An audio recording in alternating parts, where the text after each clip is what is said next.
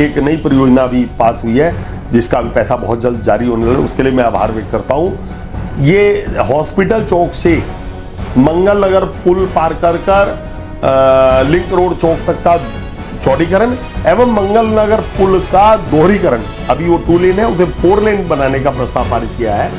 सहारनपुर में बस अड्डे में के निर्माण के लिए माननीय मुख्यमंत्री जी के निर्देश पर उत्तर प्रदेश सड़क परिवहन ने जमीन खरीदी और ये उत्तर प्रदेश में एकमात्र उदाहरण सहारनपुर नगर ही है, सहारनपुर जिला है जिसमें यूपीएसआरटीसी ने जमीन खरीदी, वरना कहीं ना कहीं शासन की परियोजनाओं के तहत की जाती है। इसकी भी प्राथमिकता माननीय मुख्यमंत्री जी की। मां शाकुंभरी सिद्धपीठ पर आशीर्वाद प्राप्त करने के लिए आते हैं। उस सिद्धपीठ को पर्यटन केंद्र के रूप में विकसित करने के लिए मेरे द्वारा अनुरोध किया गया था, जिसपे माननीय मुख्यमंत्री ने वहां पर पैसा भी जारी कर दिया और आज वो कार्य प्रारंभ भी हो रहे हैं।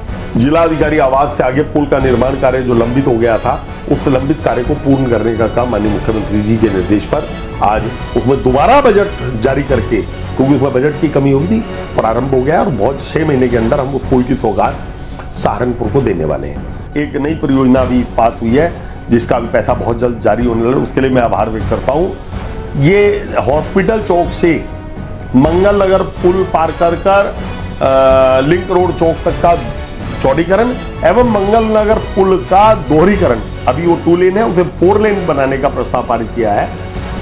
नमस्कार, आप देख रहे हैं पल्स 24 और मेरा नाम है पुरुषोत्तम सैनी। दर्शकों, आज के हमारे खास मेहमान है सहारनपुर नगर विधायक से लोकप्रिय विधायक राजीव गुंबर, और तमाम सवालात होंगे उनके आज लोकल के मुद्दों पर। विधायक जी, पहले आपका स्वागत है पल्स 24। बहुत धन्यवाद सर। क्या कुछ परियोजनाएं धरातल पर उतारे, काफी समय हो चुका है आपको विधानसभा संभालते हुए और अभी विधानसभा सत्र से भी आप आए हैं, काफी सौगात भी मिली है, योगी सरकार ने बजट में आपको काफी सौगातें दी हैं, तो धरातल पर सबसे प्रथम क्या कुछ उतार रहे हैं? सर्वप्रथम मैं अपने सहारनपुर की जनता का आभार व्यक्त करूंगा जिन्होंने मुझे विधानसभा में सहारनपुर नगर से प्रतिनिधित्व करने का मौका दिया, और मैं माननीय मुख्यमंत्री जी का आभार व्यक्त करूंगा जिन्होंने सहारनपुर नगर को प्राथमिकता देते हुए मेरे द्वारा जो भी मांगे विधानसभा में अथवा अन्य परियोजनाओं को मिलकर मैंने माननीय मुख्यमंत्री से मांग की, उन पर उन्होंने सहयोग और समर्थन देकर उन्हें पास करने का। सहारनपुर में पिछले काफी समय से एक बहुत बड़ी मांग बस अड्डे को बनवाने की थी। मैं पुनः माननीय मुख्यमंत्री जी का आभार व्यक्त करता हूं कि सहारनपुर की जनता की वर्षों पुरानी मांग, सहारनपुर में बस अड्डे में के निर्माण के लिए माननीय मुख्यमंत्री जी के निर्देश पर उत्तर प्रदेश सड़क परिवहन ने जमीन खरीदी और ये उत्तर प्रदेश में एकमात्र उदाहरण सहारनपुर नगर ही है, सहारनपुर जिला है जिसमें यूपीएसआरटीसी ने जमीन खरीदी, वरना कहीं ना कहीं शासन की परियोजनाओं के तहत की जाती है। इसकी इतनी प्राथमिकता माननीय मुख्यमंत्री ने की, और अभी मैं माननीय मुख्यमंत्री से मिला था, मैंने बस अड्डे के निर्माण के लिए उन्हें जल्द हम लोगों ने कहा है, तो उन्होंने उस पर आश्वासन दिया कि जल्द सहारनपुर में उस जमीन पर बस अड्डे का निर्माण करा दिया जाएगा। साथ ही साथ सहारनपुर के विकास के लिए माननीय मुख्यमंत्री जी के द्वारा, मेरे द्वारा जब सरकार बनी थी, मां शाकुंभरी देवी सिद्धपीठ जो हम सब सनातनियों के लिए एक श्रद्धा केंद्र है, जो श्रद्धा केंद्र केवल हमारे लिए नहीं पूरे देश और विदेश से लोग मां शाकुंभरी सिद्धपीठ पर आशीर्वाद प्राप्त करने के लिए आते हैं, उस सिद्धपीठ को पर्यटन केंद्र के रूप में विकसित करने के लिए मेरे द्वारा अनुरोध किया गया था, जिसपे माननीय मुख्यमंत्री ने वहां पर पैसा भी जारी कर दिया और आज वो कार्य प्रारंभ भी हो रहे हैं। मां शाकुंभरी देवी पीठ पर एक बड़े पुल के निर्माण की, जिससे वहां बारिश में पानी आया था, वो भी हमारी डिमांड थी, जिसे भी सरकार ने मंजूर कर दिया है, जिस पर बहुत जल्द काम प्रारंभ हो जाएगा। इसके अतिरिक्त सहारनपुर से नागल मार्ग पर जाने पर पेपरमिल रोड से बहुत अधिक जाम रहता, तो मेरे द्वारा मांग की गई थी, उसमें जिलाधिकारी आवास से आगे पुल का निर्माण कार्य जो लंबित हो गया था, उस लंबित कार्य को पूर्ण करने का काम माननीय मुख्यमंत्री जी के निर्देश पर आज उसमें दोबारा बजट जारी करके, क्योंकि उसमें बजट की कमी हुई थी, प्रारंभ हो गया और बहुत 6 महीने के अंदर हम उस पुल की सौगात सहारनपुर को देने वाले हैं। इसके अतिरिक्त सहारनपुर के अंदर छोटी छोटी गलियां तो एक निर्माण कार्य विधायक निधि के द्वारा होता ही है, लेकिन डूडा के अंदर मलिन बस्ती विकास योजना के तहत माननीय मुख्यमंत्री ने सहारनपुर नगर में, माननीय नगर विकास मंत्री ने बड़े पैमाने पर पैसा दिया, जिससे आज मलिन बस्तियों के अंदर विकास हो रहा है, जिससे वहां रहने वाले अनुसूचित वर्ग के मेरे भाइयों बहनों को जो दिक्कतें होती थी, पिछड़ा वर्ग के भाई बहनों को दिक्कतें होती थी, उन गलियों में जो कच्ची गलियां थी, आज सरकार ने प्रण लिया है और मेरा भी प्रण है, कोई भी गली मलिन बस्ती की कच्ची नहीं रहने दी जाएगी, सभी गलियों का पक्का निर्माण कराया जाएगा।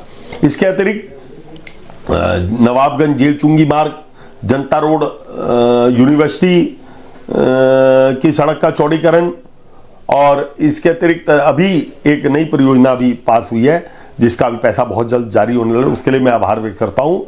ये हॉस्पिटल चौक से मंगल नगर पुल पार कर लिंक रोड चौक तक का चौड़ीकरण एवं मंगल नगर पुल का दोहरीकरण, अभी वो 2 लेन है उसे 4 लेन बनाने का प्रस्ताव पारित किया है। मैं सरकार का और माननीय लोक निर्माण मंत्री जी का आभार व्यक्त करता हूं, ब्रजेश जी का, जिन्होंने हमें दिया।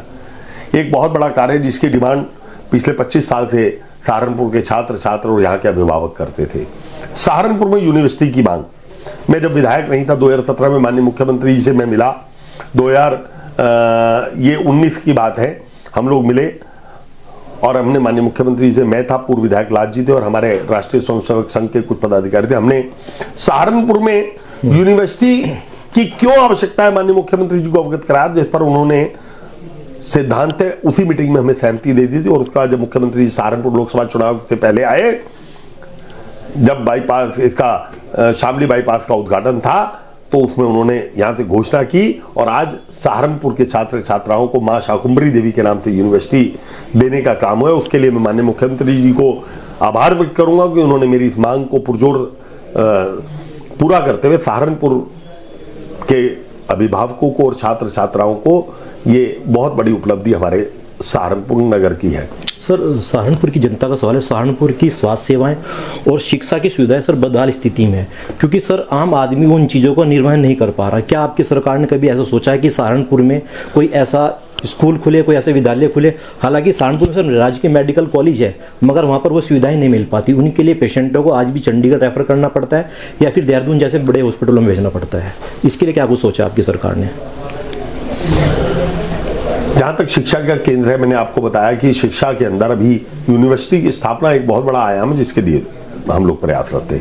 इसके साथ साथ मेडिकल कॉलेज यहाँ जो बना है, अभी हम जिले के सभी विधायक, हम सब लोग माननीय मुख्यमंत्री जी, हमने माननीय मुख्यमंत्री से अनुरोध किया है कि मेडिकल कॉलेज को एक सुपर स्पेशलिटी केंद्र के रूप में, जहां मेडिसिन का, सर्जरी का सुपर स्पेशलिटी केंद्र बने, उसके लिए अनुरोध किया है, जिस पर माननीय मुख्यमंत्री ने सहमति दी है कि हम उस काम को जल्दी आगे बढ़ाएंगे। मेरा भी संकल्प है कि सहारनपुर में सुगम शिक्षा, लोगों को अच्छी शिक्षा मिले, यहाँ के लोग अच्छे पढ़े लिखें और उसके अतिरिक्त सहारनपुर के अंदर स्वास्थ्य का भी लाभ मिले। मैं बहुत बहुत आभार व्यक्त करना चाहता हूँ हमारी केंद्र सरकार का भी इसके साथ साथ, जिसने सहारनपुर की मेरी पूरी मांगों को हमेशा मानने का काम किया है। आदरणीय मनोज सिन्हा जी रेल मंत्री थे, तब हमने यहाँ मेरठ हाईवे अपना सड़क को, मेरठ रेलवे ट्रैक को दोहरीकरण की मांग की थी, शामली ट्रैक को दिल्ली तक दोहरीकरण की मांग की थी। दोनों मांगे पूरी सड़क परिवहन मंत्रालय से। हमारे बाईपास की जो हमारी मांगे थी, आज जिले के अंदर बड़े बड़े बाईपास बन गए हैं। हमने सहारनपुर दिल्ली बाईपास, दिल्ली हाईवे, मेरठ वाला हाईवे, मां शाकुंभरी तक अब रोड का चौड़ीकरण हो रहा है। ऐसी एक नहीं सैकड़ों चीजें केंद्र सरकार ने पूरी की है। मैं उसके लिए केंद्र सरकार का, माननीय मोदी जी का, माननीय रेल मंत्री जी का, पुराने रेल मंत्री मनोज सिन्हा जी और नई रेल मंत्री, जिन्होंने सहारनपुर के अंदर अब तक 17 करोड़ रुपए से रेलवे स्टेशन के पुनरुद्धार का कार्य करवा दिया है। इसके अतिरिक्त सहारनपुर में वंदे भारत ट्रेन, सहारनपुर से दिल्ली एक नई ट्रेन चलाना, कई ट्रेनों में मेरे द्वारा डिब्बे बढ़वाए गए और मैं माननीय रेल मंत्री जी का पुनः आभार व्यक्त करूंगा, जिन्होंने मुझे अयोध्या दर्शन के लिए भी स्पेशल ट्रेन दी थी और कुंभ दर्शन के लिए भी सहारनपुर निवासियों को मेरे मांग पर ट्रेन देने का काम किया। उसके लिए भी मैं उनका बहुत बहुत आभार व्यक्त करता हूँ। सर, सहारनपुर में बेरोजगारी चरम सीमा पर है। यहाँ का रोजाना युवक हरियाणा, पड़ोसी राज्य या फिर उत्तराखंड जैसे शहरों में जाता है। इसके लिए सर कितना कुछ आप तत्पर है? मैं आपको याद दिलाना चाहूंगा 2017 से पहले का सहारनपुर।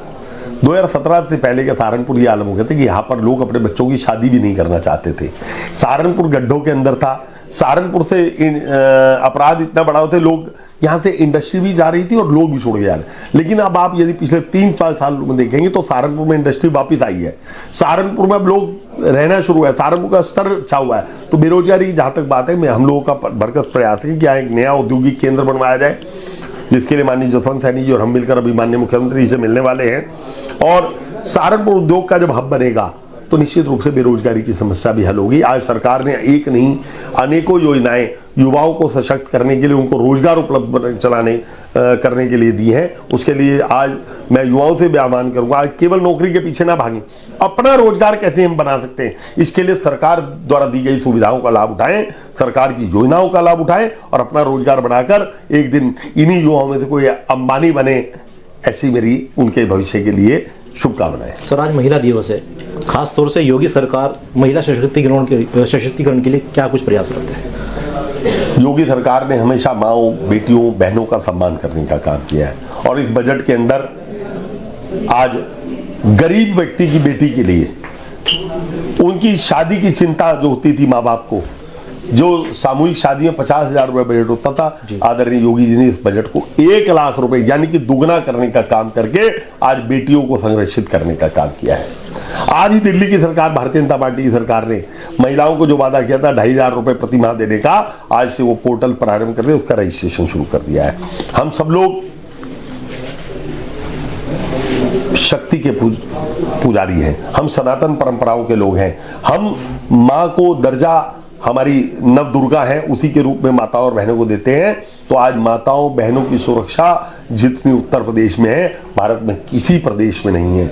महिला सशक्तिकरण के लिए महिला डेस्क थाने, महिला हेल्पलाइन, एंटी रोमियो, सभी प्रकार से महिलाओं को सुरक्षा देने का काम योगी जी की सरकार कर रही है। और महिलाओं को जितनी सरकारी योजना है उनमें प्राथमिकता देने का काम, यदि कोई महिला उद्योग लगाना चाहती है, कोई महिला अपना काम करना चाहती है, तो उनको प्राथमिकता सरकार की योजनाओं में हो रही है।